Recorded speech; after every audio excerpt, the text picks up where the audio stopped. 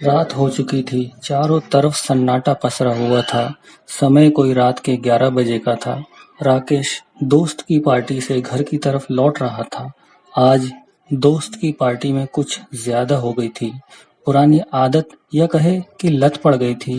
राकेश शराब को मना नहीं कर पाया था, पर अब शराब बाहर आना चाहती थी और राकेश सूसू करने की जगह देख रहा था। और उसे अंधेरे में एक कोना भी मिल गया जहां वो सूसू कर सके और कोई उसे ना देख सके। राकेश ने सोचा, सही जगह है, यहीं हल्के हो लेते हैं। परंतु जैसे ही राकेश ने उस तरफ कदम बढ़ाए तभी अचानक न जाने कहां से एक डरावना जंगली भूत जैसा दिखने वाला बूढ़ा आदमी सामने आ गया और राकेश के सामने खड़ा हो गया। राकेश से बोला, तुम यहाँ गंदगी मत फैलाओ। तो राकेश ने उससे कहा, बूढ़े तुझे क्या, चल चला जा यहाँ से। तो बुजुर्ग ने कहा, बेटा मैं तो तुझे समझाने आया हूँ कि यहाँ गंदगी मत करो, नहीं तो इसका परिणाम तुम्हें भुगतना पड़ेगा। मान जा बेटा, मान जा। तो राकेश कहता है, बुढ़े मैं नहीं डरता, जा कर ले जो कर सकता है। ऐसा कहकर राकेश उसी बुजुर्ग के सामने ही सूसू करने लगा और घर की तरफ चला गया। घर पहुंचकर बिस्तर पर गिरते ही राकेश सो गया।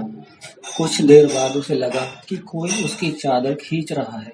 उसने जब सामने देखा तो उसके ठीक सामने एक काला साया हवा में तैर रहा था और उस साए की लाल आंखें एक टक उसे ही देख रही थी। ये सब देखकर राकेश की चीख निकल गई और तभी घर में अंधेरा हो गया।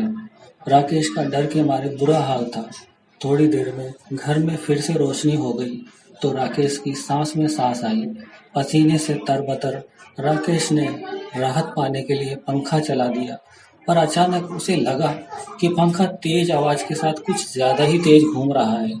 तो राकेश ने ऊपर पंखे की तरफ देखा तो पंखा तो बंद था और वो आवाज और हवा उस काले साए के मुंह से आ रही थी और काला साया फिर एकटक राकेश को ही देख रहा था। ये सब देख राकेश का खून ठंडा पड़ने लगा और वो वहीं बेहोश होकर गिर गया। रात भर जब भी राकेश की आंख खुलती तो काला साया कहीं न कहीं से उसे ही घूर रहा होता और राकेश उस काले साए की आंखें देखकर फिर बेहोश हो जाता। सुबह हुई और वो काला साया गायब हो गया। ठीक तभी दरवाजे पर ठक ठक हुई। लगभग अधमरे बेहोश राकेश को होश आया और उसने चारों तरफ नजर दौड़ाई, पर काला साया कहीं पर भी नहीं था। राकेश ने डरते डरते दरवाजा खोला तो सामने वही रात वाले बुजुर्ग बाबा थे जो उसे रात को समझा रहे थे। राकेश की लाल आंखें, अधमरी हालत, चेहरे की उड़ी रंगत देखकर बाबा ने पूछा, बेटा रात भर सो पाए? राकेश फूट फूट कर रोने लगा और कहा, बाबा मुझे माफ कर दीजिए, आपने कल मुझे बहुत समझाया था पर मैंने आपकी बात नहीं सुनी, मुझे माफ कर दीजिए। तो बाबा बोले, बेटा मेरे माफ करने से कुछ नहीं होगा। मैं कल तुम्हें यही समझा रहा था कि जिस जगह तुम गंदगी फैला रहे हो वहाँ एक आत्मा का साया है। बेटा वो एक खतरनाक आत्मा है। आज तक उस आत्मा ने न जाने कितने लोगों को मार दिया है। बेटा वो आत्मा वहाँ गंदगी फैलाने वालों को 7 दिन में मार देती है।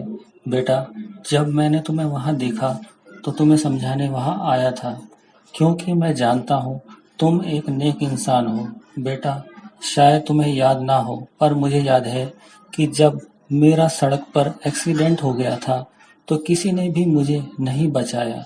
मैं तरसी हुई निगाहों से लोगों की तरफ देख रहा था, परंतु किसी ने भी मुझे अस्पताल नहीं पहुंचाया और लोग फ़ोन में मेरा वीडियो बनाते रहे, परंतु उस भीड़ में तुम एक फरिश्ते की तरह आगे बढ़कर आए और मुझे अस्पताल तक पहुंचाया। बल्कि जब तक मैं ठीक नहीं हो गया तुमने मेरी देखभाल की। बेटा कल मैं उसी एहसान का कर्ज चुकाने तुम्हें समझाने वहाँ आया था। तो राकेश कहता है, बाबा मुझे याद आ गया, पर बाबा ये आत्मा किसकी है, क्या चाहती है और लोगों को क्यों मार रही है? तो बाबा राकेश को बताते हैं, बेटा सफाई विभाग में एक कर्मचारी जिसका नाम सेवक राम था, वो साफ सफाई का बहुत ध्यान रखता था। यहाँ तक कि अपने इलाके की सफाई रोज ही करता था, चाहे वो दिन छुट्टी का हो। सभी लोग उसके इस जज्बे की तारीफ करते थे और कहते थे कि सफाई करना कोई सेवक राम से सीखे।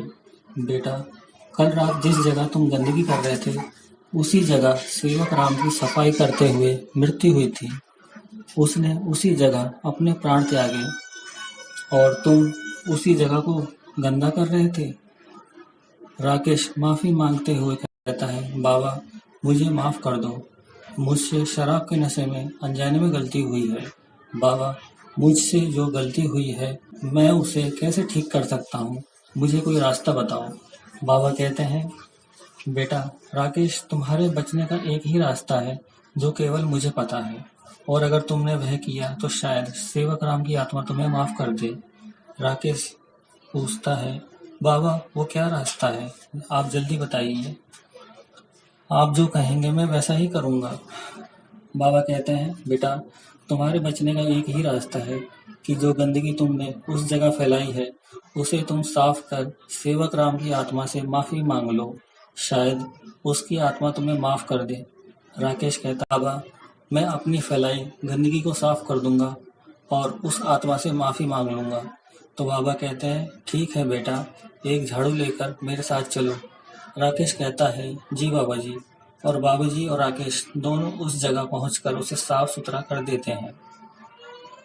और राकेश सेवक राम की आत्मा से माफी मांगते हुए कहता है, सेवक राम जी, कल मैंने शराब के नशे में जो गलती की थी उसे माफ कर दे। तभी अचानक तेज हवा चलने लगती है और बारिश होने लगती है। बाबा मुस्कुराते हुए कहते हैं, बेटा ये बारिश तुम पर फूल बनकर बरस रही है। इस बारिश की बूंदों से तुम्हारे मन और इस जगह की गंदगी साफ हो गई है।